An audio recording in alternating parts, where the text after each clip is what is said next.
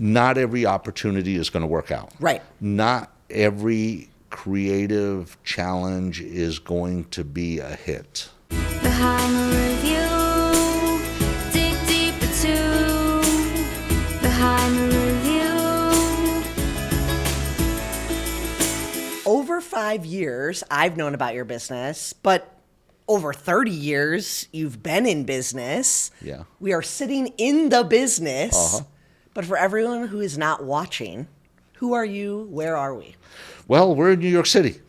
We're on 26th Street, 2 blocks from the historic Flower District, and obviously it's Starbright Floral Design. I feel we've become part of the fabric of the city. It's a wonderful place to come to every day, and a place everybody looks forward to coming to work. Lots of smiles, and we just have a lot of fun. And what I love the most about your business is literally the variety of everything you do, from the independent consumer who wants an arrangement for a friend, family member, for their house, all the way to these huge mega events. We're talking more flowers than you can imagine, big mega budgets. And I sort of knew what to expect when I came here because I know how big you are. But when I walked in, all I thought was smooth operation. Thank and you. That's like your middle name. Thank you. Walk me through it. What's it like back there? How have you gotten to this large scale system? What are you doing? Sure. Well, obviously it did not start this way. We've been doing this is our 30th year. Mega celebrations in September, by the way, on our birthday, our anniversary. But it did not start like this, and it wasn't overnight. The creativity, the volume, the ability to turn large projects on very, very short notices, all of that has become part of our brand. You learn these things over time, and you learn them through developing good customer service skills, making sure that your clients know what to expect, and that you meet their expectations and you keep all of your promises. And as time goes on, you build on it. It's not. I did not have the experience of a florist of this volume and magnitude 30 years ago. I dare say I did not know the names of all the varieties of flowers, but with time and by bringing in the right people, and people that not only want to learn but also know before they get here, you're developing an organization that has the backbone to pretty much accomplish just about anything. In fact, a little story, which is very, very recent. Just yesterday, Horizon Media, which is a very large advertising and agency, won the NFL account, global marketing for the NFL. Well, when they pitched that account, we created a football out of flowers. I saw that. It was beautiful. And not only did we have a lot of fun making the football with a real shoelace, I might add, but yesterday and I subscribed to Ad Age magazine, yesterday when I saw Ad Age, the issue where it was announced that they won the contract, we celebrated with them. We sent them all kinds of goodies, and we posted the football back on our page, on social media, all over the place. And it's just something that I'm really, really proud of and beaming, even though it was just one football. It was one thing. It wasn't 100 arrangements. It wasn't some of the large galas and events that we've done. It's, I guess you could say the NBA is next. I love it. And what I love about these stories is none of those new opportunities take away from the independent customer, and that goes back to your customer service. I mean, at the end of the day, when you started and had, 17 orders for your first Valentine's Day, you cared about each customer. And even now, when you're doing 17 orders an hour, you care about them, you care about their experience. And you started off on the right foot with the high quality product and the incredible floral, but stuff happens. I mean, you are managing so many orders, not all of them go 100% the way you want. How are you able to continue to bring that customer service even as you grow? And how can you still care about that little guy when you have that $100,000 event going on? Well, for one thing, it's cultural. And culture and cultural attitudes and expectations flow through the entire team, whether it's the way you dress, whether it's the way you talk to customers, whether it's the product that you deliver, whether it's a driver who has his final eyeballs on a product and says, no, I'm not going to deliver this. It does not look right. I'm going to take it back to the store, fix it again, and bring it back out.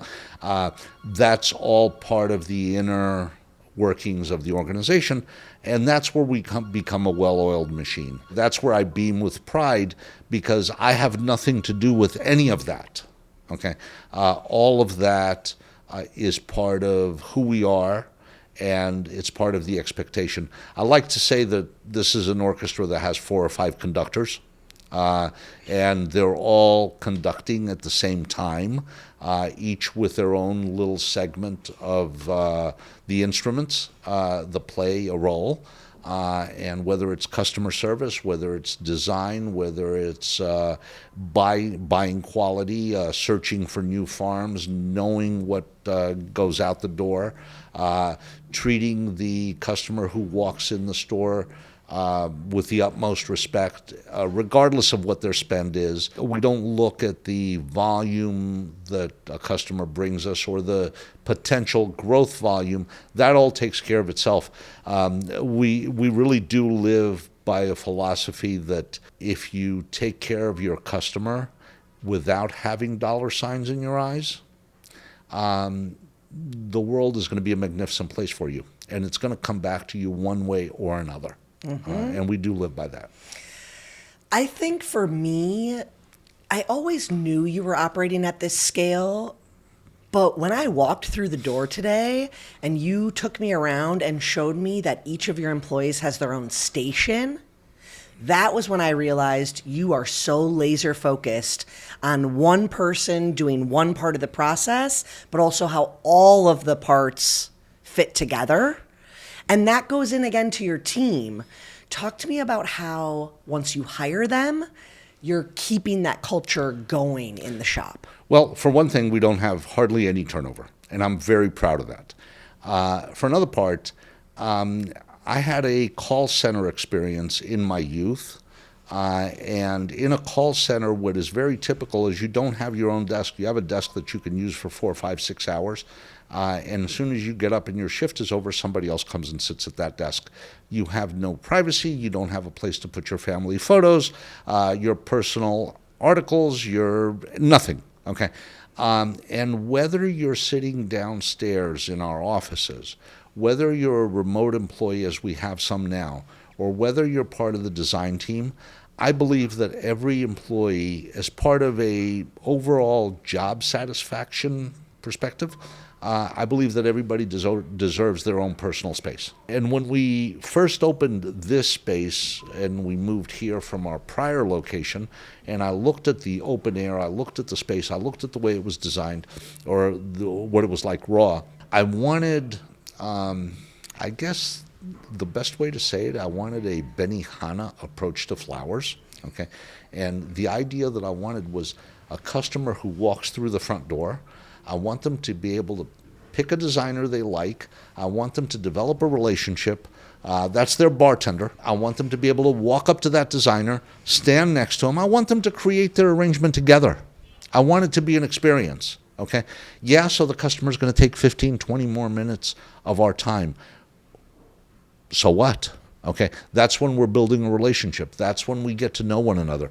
And you want to know something? That client, okay, who now has developed that kind of confidence in our organization doesn't need to come in, okay?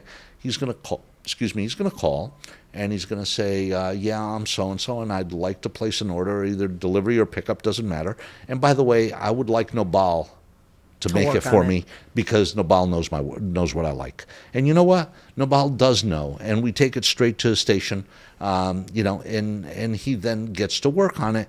And yeah, it's that personality, it's that fun element, it's that experience that we've brought into the industry, and I'm really proud of that. And something else you do in this space is not just have a one customer come in and sit and talk. You have events in here. You do like full blown nights where people are coming in, they're designing with your team. That's not normal for a florist, but to you, it's like, of course we're going to do that. Yeah, why not? Why? Why not? It's my favorite answer, by the way. When somebody asks me, I say, "Why do you always answer a question with a question?" I say, "Why not?" And what you really mean is, I'm going to take every opportunity I can. Exactly. And you want to know something? Not every opportunity is going to work out. Right. Not every creative challenge is going to be a hit. Nobody has a monopoly on good ideas. But you try things, okay? And then you evaluate them. How do I improve it? How did it go? Do I like it? Am I in a good place with it? And then you kind of build from there. We do nights where we bring in industries, okay? Whether it's the concierges in the hotels, we bring in private groups, whether it's Forbes magazine or an event planning company. We go on site and we do events. A good example is with Hearst Magazines. We've done something recently. And it just builds. And sometimes it's a flower buffet where people get to come in, pick their own flowers, sit with a designer. Designer helps them make an arrangement. One of my favorite things to say is that, I'll have a classroom-style group of 50 people, okay, each sitting at a desk with an identical group of flowers assigned to each one of them. And I'll say, you got 50 people, you got the same flowers on all 50 tables in the same quantities, and you all have the same vase. I venture to say that no two arrangements are going to be alike when you're done. They're all going to be beautiful. They're all going to be beautiful. You've never done this before. Enjoy the moment. Enjoy the creativity. It's a spa for the mind. It's a spa for the mind. That's one of your longtime phrases that you use. I do. And that is all about educating your consumer to want to enjoy this for themselves, to want to send greenery or flowers to a family member or invest in their own space with that. Well, yeah, and the truth of the matter is, when you look at it, Emily, I kind of, I've taken a position after 30 years of this just to keep myself interesting and not bore myself to death with what I do, because I really do enjoy what I'm doing. I see myself as somewhat of an ambassador to the floral industry. And I don't care if you buy your flowers at a supermarket. I don't care if you go to the local bodega. What I really care about is that you put a glass pitcher on your dining room table, go somewhere, buy some flowers, and put a bouquet of flowers on your table, on your desk, once every week. It changes the mind. It changes the mindset. You feel good, okay? And that transference of feeling is great. And as you appreciate the existence of flowers in your own space, you're going to come to us or someone like us, and you're going to say, I want to send my friend some flowers because I know how that's going to make them feel. And the uniqueness about this gifting experience, flowers, is that not only am I going to send you flowers and you're going to feel good because you got them and you're excited and you're enthusiastic, but when you make that phone call to me or that text message to tell me how excited you are to have received it, how do you think I feel? Incredible. Exactly. And so that transference, that unexpected feel-good moment that I get, okay, because I decided to send you flowers, okay, is what propels the industry forward, and it's what I talk about constantly.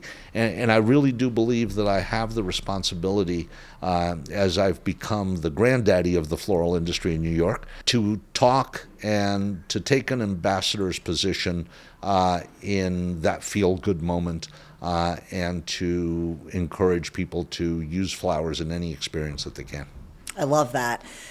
One of the things I really wanted to talk to you about today was your loyalty program. And I became aware of it recently. I've known you for so long, but I had never seen this email that Starbright sends. And it really is like a roadmap for what business owners should be doing when they communicate with their customers.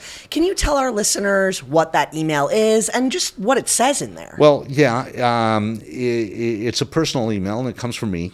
Okay, it's somewhat similar one to the other. It is direct mail, and I do use mail merge on my Outlook, but it's also very highly personalized to the moment and to the person and to the experience. In that note, there is a paragraph dedicated to our loyalty program, which we're very proud of, and we consider it to be the best in the industry. There's a couple of really cool aspects to it. One is that when you sign up, all the important dates that you want to register, whether it's your birthdays, your anniversaries, your whatevers, you're going to get automatic reminders. You're going to get discounts and opportunities to pre-order and save, and all the bells and whistles that one might expect. But what's also very cool about it is that it saves all of your addresses, so that way you can say it's a private address book that you can pick from, and you build on it over the years. And your daughter went to Auburn, and when your daughter graduated, now she works in San Antonio. You could change that address very easily, and we'll help you keep track of it. It's called Frequent Flower. Okay. Who came up with that name? I don't know. Someone who flies a lot. I know who that is. But before that, okay, when loyalty programs were technologically not possible, okay, because the web and the internet and whatever were not there, it was codenamed Club Remind. Club Remind. And there has to be a reason they want to do it, right? Exactly. So it was, and we would remind people, okay, by phone calls, because we were working off Rolodex cards and tickler files. Club Remind was the predecessor to Frequent Flower, and you get so many points every time you place an order, and every time you reach a certain number of points, you get a gift certificate in the mail that you can use towards your next order, and it's very high value, and it's very, very useful. Sometimes people let them expire, and they let us know, and we say, oops, don't worry about it, and we will reissue it. Sometimes when somebody writes back and says, oh gosh, this is very nice, and when they acknowledge my email in a passionate way, in a positive way, and they say, I just signed up, yay, I'm very excited, we're just going to throw a whole bunch of points into their account as a welcome gift. Just a little something special that we will do for our customers. But what's really also very cool about it, if you want, I can stop talking, by the way. No, I'm loving it. Keep going. But what's really cool about it is that you can use your you can build your points, and at the same time have a discount code that is given to you. Say, think of a gold membership at a gym, or airlines tiers of memberships and whatnot, where you're entitled to certain other discounts with discount codes that don't expire. Okay, and when those discount codes are entered, it does not violate the terms of Frequent Flower. You hypothetically just placed a $100 order for flowers, you got your 10 points towards your 200, you got your 15% discount, and you got a note in the mail that says, please let me know the next time you place an order, and I will look after it personally. And it's really true, I will look after it personally. As long as they write to me and say, hey, Nick, I just placed an order, this is my order number, I will walk that order through and make sure that it's as high value as possible, and it's an A+ presentation, and so on and so forth. So this loyalty program, to me, is honestly a great example of what you do all the time, which is give your customer tons of ways to interact with you and feel close to you. And that doesn't always mean walking through these doors. Right. That is a big part of your business that has always fascinated me. You have been expressing what happens between these walls digitally for longer than most business owners have even thought of how they're showing up outside of their business. Mm-hmm. How do you represent your brand and all the different things you offer outside of these walls? How do you take this energy and put it out there in other ways? Well, for one thing, consumers' shopping habits have changed dramatically.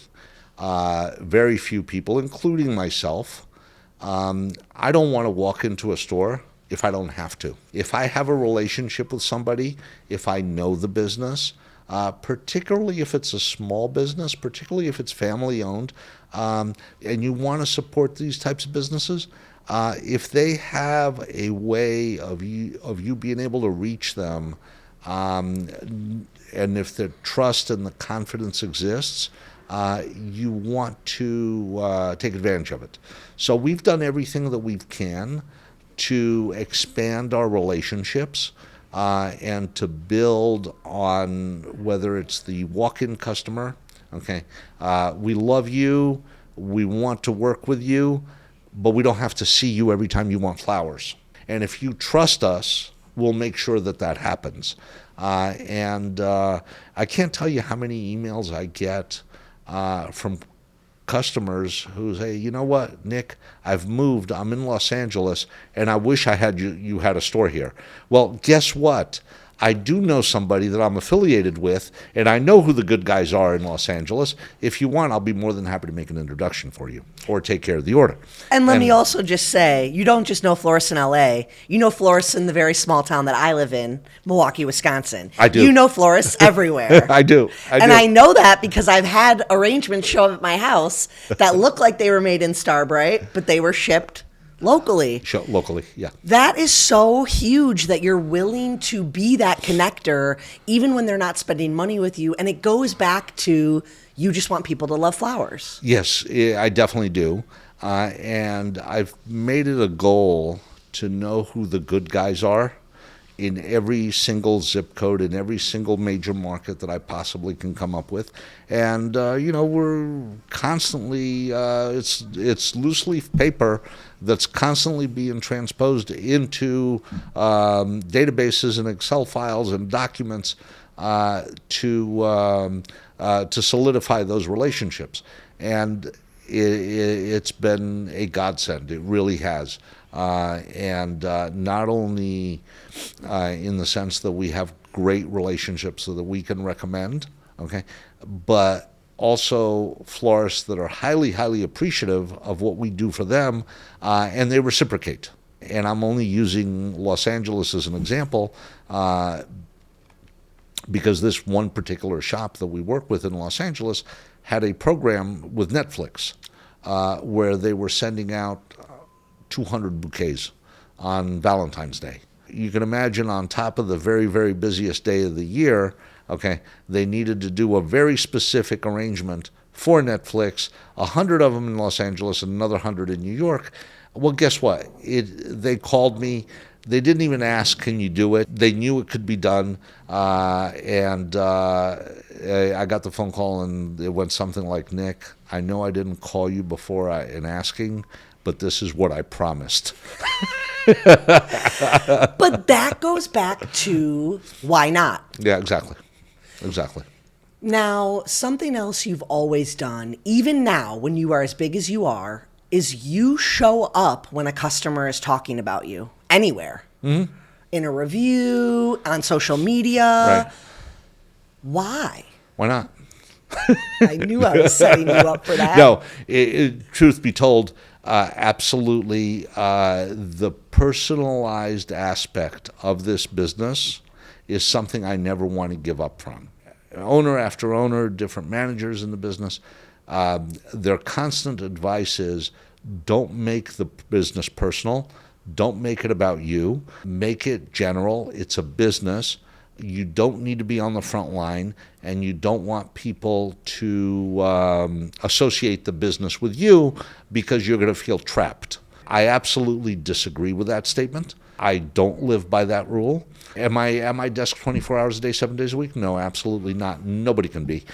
No matter what, I will answer every email myself, about 200 of them a day.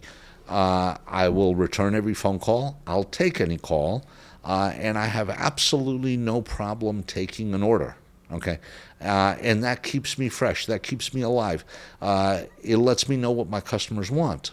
I'm able to keep up with their asks, their trends, to stop issues from becoming major.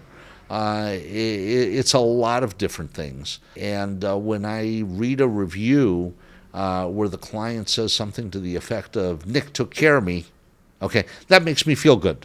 It makes me feel like I did something. And whether I'm, on the front line with a customer that way, or whether I'm out visiting with a client for a specific project, I want to be involved. I want to be a part of the business. And that's the part that I enjoy most. You and I have long discussed the fact that sometimes people who have the worst experience turn into the biggest fan, but that doesn't happen on its own. It happens when someone reaches out and tries to problem solve. Sure. You have a very unique way of doing that. You don't go right away to defense mode. Talk me through how you're able to maybe remove those emotions and listen to the person who's upset. Well, for one thing, you will never, you shouldn't be thinking about gaining the upper hand in an argument. If you become defensive, you will create an argument, and the customer will never, ever, ever take your side. Okay.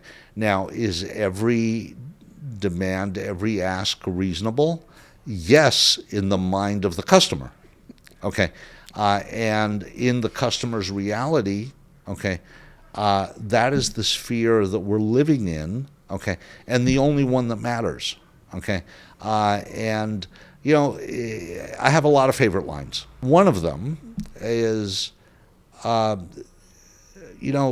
buying flowers should be a happy experience, never a frustrating one, okay?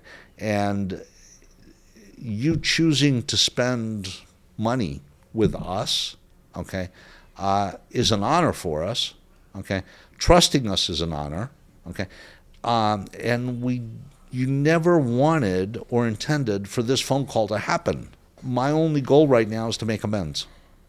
How can I do that? Okay, and the truth is, most people are reasonable, and nobody has ever turned to me and said, well, that arrangement had 2 broken stems, therefore I want free flowers every week for the next year. Nobody ever says that. People are reasonable, okay? And when you open it up and you take that full risk of what can I do to make this right, and turn it back over to the customer, well, you can send me another bouquet. You can give me a store credit towards my next order. You can refund me the money. Whatever they say, I will do. And when they say, can I get a refund? Okay, I'll say absolutely. And guess what? You also get to keep the flowers. I know they're not perfect, but keep them and enjoy them.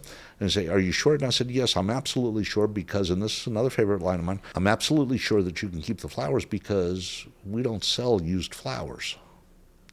So think of what it does to my reputation, okay, when I let the customer keep those flowers, not only for their satisfaction, but also for them knowing that when they do order from us again, they're not going to get recycled flowers that were in somebody else's bouquet that wasn't happy with them. We brought them back to the store, and now he got used roses. We just don't do that.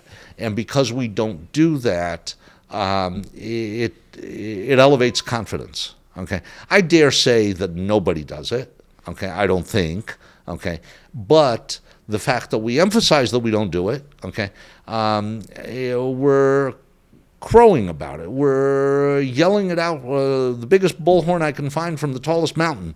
And I want people to know what we do and the extent to which we will go to make sure that they're happy with us. And what that makes me think of is the fact that by letting them keep it and still honoring what they want, You've already decided to look past the dollars and cents, which is where a lot of entrepreneurs get held up. Well, if I refund this person, what happens with the next one? And you can't think that way. You're serving that customer, you're trying to hear what their experience was, and you're trying to meet them where they're at, even if you're not seeing eye to eye, you Sure. listen to their perspective. You listen, okay? You accept the fact that situations like this come up. And the fact is that you want to minimize it by doing your job right the first time. And if you are doing your job right, and hopefully we are, it becomes such a small percentage of your refunds, replacements, and everything else that it doesn't matter. Okay, if I'm sending out a hypothetical 1,000 orders in any given period, and of that 1,000 orders, 2 orders result in those kind of interactions, I'm going to look at those 2 interactions and, hey, it's the cost of doing business. It's the cost of my reputation. And those are the 2 most important customers that I want to get it right for. That's who I'm laser focused on at that moment. And I'm not going to let go of that until I know that it's come full circle and the customer has been fully satisfied. I think to wrap this conversation up, I want to take it big scale. We've talked about how you are still in the day to day, like you really are ingrained in it, but you also can step away.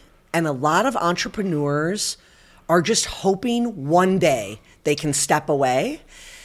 You were just in Greece for a couple of weeks. You do that quite a bit. You've Right. got some stuff going on over there. I do.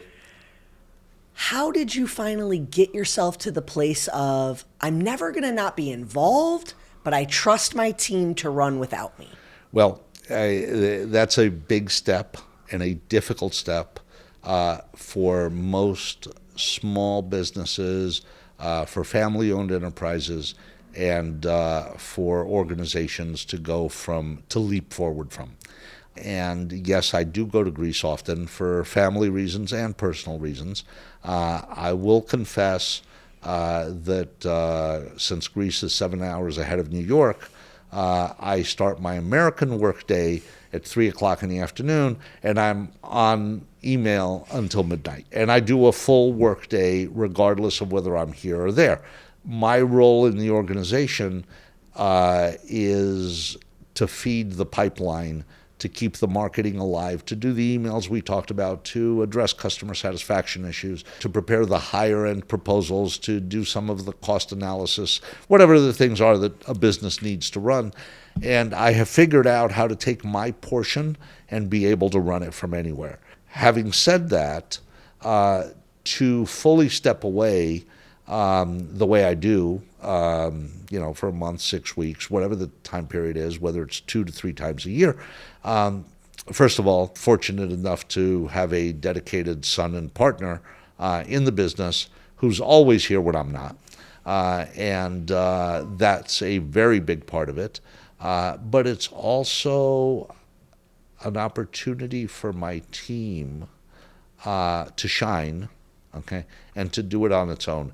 And you have no idea when you share and talk and have time with a member of your team, wherever your team does, say, hey, I trust you, okay? I approve very few things, whether it's an email that's going to go out, whether it's pricing on a proposal, whether it's a design, whether it's a picture of something that's going to go on the internet, whether it's this week's newsletter. I like to see it out of curiosity, okay, but I don't like to see it with a critical eye before it goes out. After the fact, I might put in my 2 cents, okay. I may talk about improvements and so on and so forth. Everybody needs, for job satisfaction reasons, for creativity reasons, for reasons to flourish, everybody needs to know that they're trusted, okay? And everybody needs to know that they have a job, a goal, something to work forward to that doesn't necessarily always involve supervision. And the more independence you give to your team, and the more you trust your team, the more the team will come through for you. Absolutely. And that's really the bottom line. There was a time, okay, where if I took a day off years ago, I would call the store and I would say things like, "Is everything okay? Okay. Were there any fights today?" Okay. I mean, you look at our store, and it's really no different than the kitchen of a restaurant. In a kitchen of a restaurant, knives do fly all day. Okay, figurative knives, and that's what this kitchen is like too, at its peak. As time went on, that nervousness that I had, okay, turned into positive energy, and I said, what is the worst thing that could happen? I'm still going to find the business there tomorrow. The walls are not going to catch on fire, okay. The culture, the customers, everything is okay. Okay, the quality of the flowers in my refrigerator is A+. So why do I really need to worry? Okay, And you built that trust over time with Yeah. yourself, with the team. It's and truly, it's more internal, and it's a personal problem, not a team problem. And the more you realize that, the easier it is to. I don't want to say step back, because I don't take my time as time off or time. I'm not a lazy person, and I'm not looking to just sit on a beach. I'm looking to sit on a beach with a computer at a place that has Wi-Fi. So, and that's the goal, to be able to have that independence, but at the same time have the right team in place that you just know things are falling in place. Well, I am constantly in awe of you, of Starbright. I'm so grateful that you let us come here to film, because it's wild that I've known you for as long as I have, and I've only imagined what it's like in here.